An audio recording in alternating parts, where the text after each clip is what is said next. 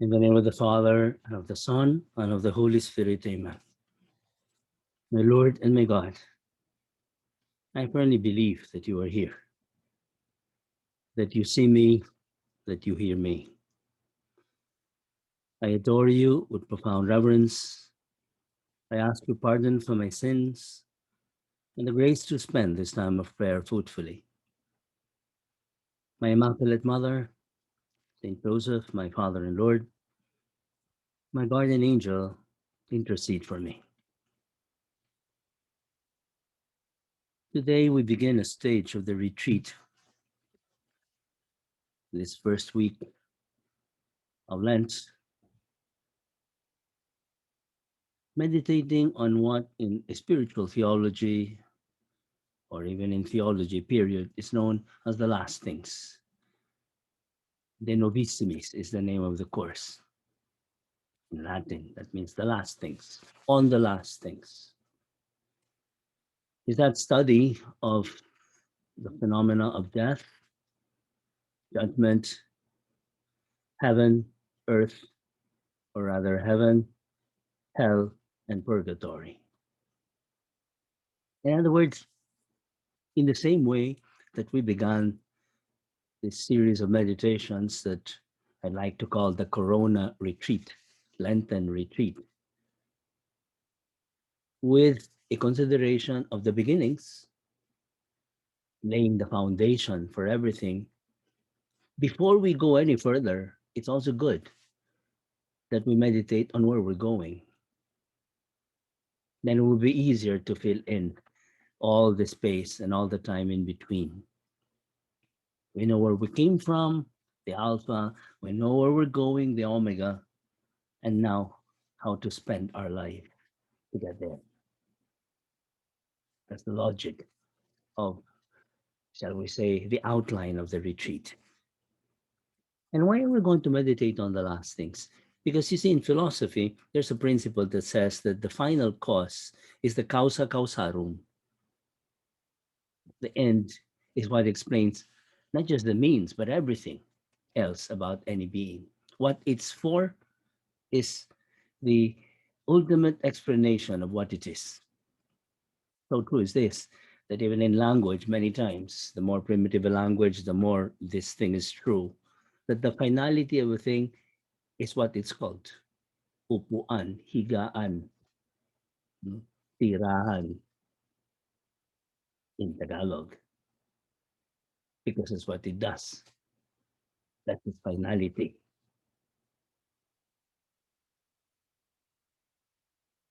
And so we begin this series of meditations that will take the the greater part of this week, meditating on death. And we start this meditation precisely by a parable that our Lord told his disciples.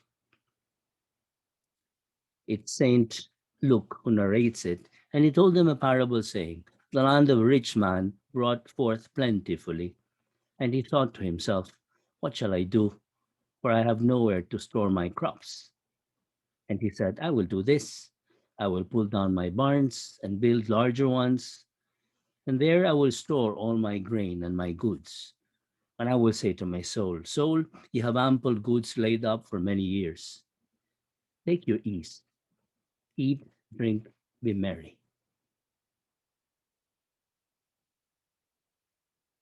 This parable illustrates very well the myopic attitude of the worldling. What is pathetic is when this very thing happens even to a person who is supposed to be a good Christian, who claims that he's a child of God. Isn't this what happens when a person gets obsessed with the convenience or inconvenience of a present circumstance, allowing himself to either be lulled into complacency, like the, that man in the parable, or plunged into discouragement because he's absolutizing the temporal realities in which he is immersed at the moment. I remember many years ago, I will never forget the incident. As a young student in UP, during enrollment, I never liked enrolling as joining a block. Hmm. I always wanted a free enrollment so that I could design my schedule, have full freedom. And besides, not being in a block means that you meet more people. Every class is a different set of people. But it had one flaw, this system, because the departments, at least at that time in UP in the early 70s, were not coordinated during enrollment period. So therefore, after having made your schedule or my schedule, then I go from one department to the other, getting the so-called class cards to enroll in specific sections, specific classes with the professors I wanted. It did happen that after getting maybe five or four out of the five or six subjects that I wanted for that semester, that the last subject is not available in the schedule or the professor or even the days that would fit into the general schedule that I had made for myself. And so what would follow would be an agonizing process of petitioning, the opening of new sections, queuing there and waiting for its opening, etc., with so many other people wanting the same thing. Well, this happened once in one of those crazy, precisely queues early in the morning before the university opened. People were already queuing in the penumbra and the semi-darkness there of the College of Arts and Sciences, AS. Now, people in UP queue up, at least during enrollment, by putting their Form 5A. Hmm. It's the preliminary enrollment form. That's why it's called 5A, because the real enrollment form was called Form 5, and this is 5A. Anyway, so we were all there queuing up for Form 5. But then you have to be around to watch that nobody sneaks in and puts his or her Form 5A on top of the pile, right? So we were there in that darkness, and then a voice was heard in that semi darkness, a feminine voice that says something like this: I'm willing to do anything for a class card in Math 53, section this or that. I was pretty shocked at the proposition. She was willing to do anything for a class card. I don't remember anymore what I thought at that moment. It would have been a naughty thought. Remember, I was just a young teenager. I was 16 years old at that time, or 17. But I'm willing to bet that if I meet that person now, of course, I wouldn't recognize her. If somebody were to ask that person right now, what impact Math 53 had in her life, especially now that she's already approaching 70, she might not even remember what Math 53 was, much less what impact it had on her life. And yet, at that moment in time, she was willing to do anything for a class card in Math 53. That is the folly of absolutizing whatever temporal reality and forgetting the final cause, the end for our existence. The tantamount of a person enjoying the ride, for example, in NLEX and then SC Tex and all of those X's right now, enjoying it so much that he forgets that he wanted to go to Baguio or that he wanted to go to Isabela or wherever he wanted to go. And so he'd be enjoying that ride, reaching the end of it, perhaps even turning around in order to zoom through the expressway again. That's exactly what happens in the life of a person who doesn't know where he's going. That's why it's good to meditate on the end. Continuing with the parable. God said to him, Fool, this night your soul is required of you, and the things that you have prepared, whose will they be? So is he who lays up treasure for himself and is not rich towards God. And he said to his disciples, Therefore I tell you, do not be anxious about your life, what you shall eat or about your body what you shall put on. For life is more than food, and the body more than clothing. Hence the importance of looking beyond, looking to eternity. The consideration of the so called last things is what gives us the right perspective for properly evaluating the present things. In one audience in 1983, St. John Paul II said, "Let us meditate often on the last things, and we will always better understand the profound meaning of living."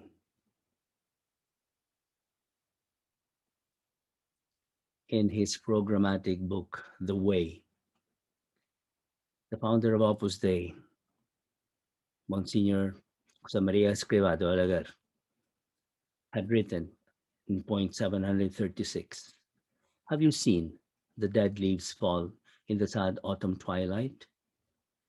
So fall souls each day into eternity. One day, the falling leaf will be you." Death is an inexorable reality. There's no escaping it. Now, a responsible person plans for eventualities, even based on probabilities. Now, since death is an inexorable reality, it would be the height of irresponsibility not to adequately provide for it. But it wouldn't be enough to plan for the material aspects of the event, like a memorial plan, the last will. What's even more important is to plan for what lies beyond death. That's why, again, in that same audience, St. John Paul II would say the reality of our death must not make life sad nor impede it in its activities. It must only make it serious. Serious because we're not going to take it lightly, because we know that this life is conforming our eternity. Life is a continuum. We have been considering what human life is, how we're spiritual beings, and how we're free. We were designed for something, to be with God forever in the eternity that follows this life. But we're free. We have to be the ones who determine the eternity that will follow this life. And we do that precisely by our actions, by our choices, by our elections in this life. It's like life is like a vector. For those of you who have engineering backgrounds, you know what a vector is. It's a mathematical notion which has magnitude and direction. It's normally represented by an arrow. Life is like a vector. It has a direction and it has an intensity. In this life, we're free to point that arrow. It's our will to love God or to love ourselves, to be earnest in going towards Him or to get distracted with temporal realities.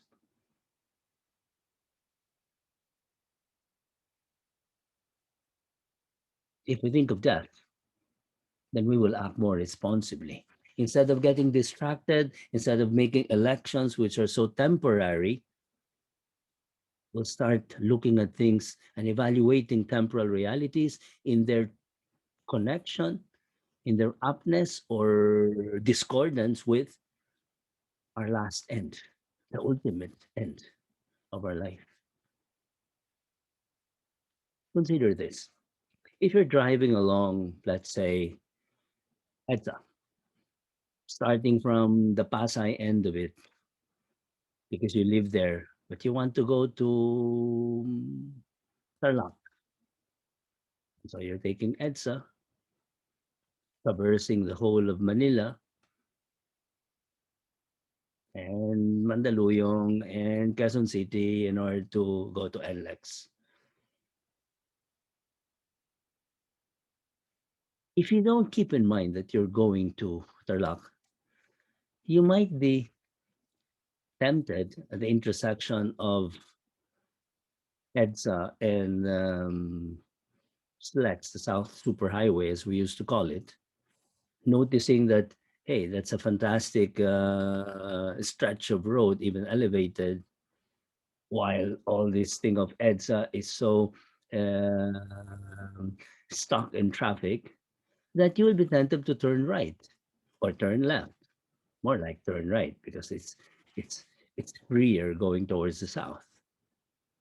And that's what happens when we are not clear about where we're going in this life. And so we make choices, we make elections based on the momentary comfort, convenience of a certain choice, a certain option, peer pressure, or not to say our own vices and our own fallen nature, our tendency to comfort, our tendency to material things, our tendency to sensuality, all of which are just manifestations of pride. The choice is not really between God and temporal realities. There's no brainer. Why should I sacrifice God, the greatest good, for a temporal thing which is obviously a lesser good?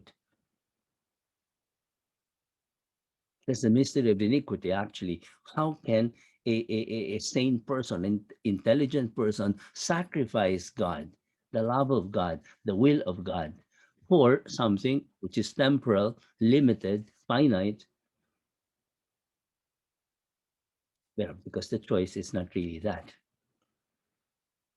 When man chooses or sacrifices the will of God, sacrifices the love of God, sacrifices his eternal destiny for a temporal good, it's not because the temporal good is good in itself, greater than God, that is, but rather because he wants to.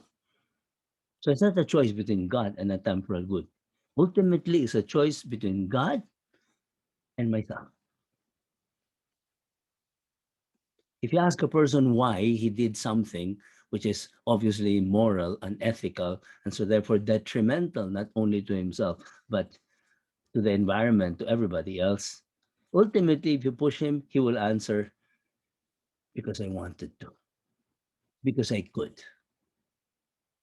That is the mystery of sin that we were considering the other day, and which will always be an appeal, a temptation, which is a clear and present danger, unless precisely we remind ourselves that we will die and we will have to face the consequences of our elections. Because life is a continuum. We die the way we live, and the eternity that follows afterwards is just a continuation of the way we lived here. Many people don't think about this, but I like us to think about it now. What happens when we die? It's not the end, definitely, because we're spiritual. When we die, what happens is our soul, which is the principle of our operations, the principle of life in us, separated from the body, leaves the body without life. Such that it starts undergoing a series of transformations very quickly, which we normally call decomposition. The body decays. But the soul continues. Continues as what? Continues the way it was. The reason why we call the time after death, or rather what follows death, eternity, is because precisely after death, nothing can change as far as the soul is concerned. That's what eternity means, remember? It's not just forever, it's unchangedness. Because we change only because we know something new. There's a new information inputted such that we can make new judgments. That's why in this life we change. But after we die, there will be no new information because everything that we know passes through the senses, and the soul separated from the body will not receive any new information. It will be the way it was at the moment of death, and that is eternalized. Now, think about this. If when we die, we were facing God and loving Him, trying to serve Him despite all our failures. Then what will happen after that is that will be eternalized, perfected even, without any more the negative influences of the environment in this life, the material things, etc., etc. It's just purified so that that love of God becomes eternal. But the converse is also true. If a person dies facing, not facing God rather, but rather facing himself, imploding, so to speak, self-serving, following his own ego, following, pandering to his own sensuality and his own vices, then he will lose God afterwards. And we will meditate more on that when we meditate on hell and purgatory. But right now, what's important is for us to realize that this life, therefore, on earth is a time for determining the orientation of that vector, which is our life, our will, such that when we die, it's facing in the right direction with the right intensity to get us to our destination, which is union with God. And that is the value of time. Time is a time. I mean, this time on earth is the time for reckoning, a time for determining our eternity.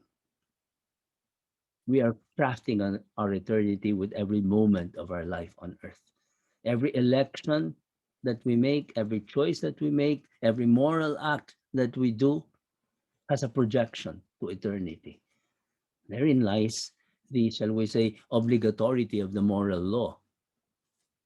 The physical laws, we know very well, they are followed inexorably.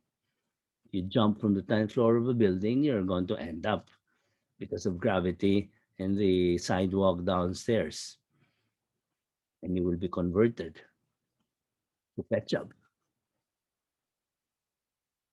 because those are physical laws. There, nobody escapes them.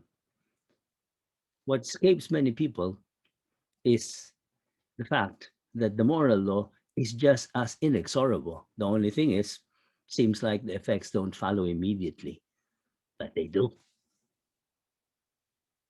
As they say, there's hell to pay always. Why? Because the moral law is what, shall we say, configures our moral life. Precisely, that's what the word moral means. It's the adequation of the act, is the relationship of any act to our ultimate end. If it's adequate to it, if it's in accordance with our final end, then it's moral. Otherwise, it's immoral. Many people don't want to hear of morality these days. Keep your morality out of this. But on the other hand, nobody seems to complain about being ethical or unethical. Even the Senate has an ethics committee. Every hospital has an ethics committee. Every office work or institution worth its salt has an ethics committee. But ethics and morals mean exactly the same. Just that one, morality, comes from the Latin root, while ethics come from the Greek root, ethos. But it means the same thing, the concordance of an act with man's nature and man's end. If it's in accord with it, it's ethical, it's moral, and if not, it's unethical, it's immoral. You see? So therefore, an act which is not in accordance with human nature and his end, in other words, it deviates from it, will reap its just rewards afterwards. If our life is pointed away from God, it will end away from God. And if our life is pointed towards God, again, I insist, despite all the failures every now and then, for as long as a person keeps getting up and struggling again, he will die that way, facing God and loving God. And he will move on to the eternity that follows, following the same trajectory. We have to end. There are 5 or 10 more minutes left in this meditation, and perhaps you can spend it letting all of these considerations sink in and making an examination of conscience as early as now in order to determine whether your life is pointed in the right direction. A more glaring question, perhaps more radical, is just to ask, if I die now, will I go to heaven? You want to even put it more personally. Am I willing to die now?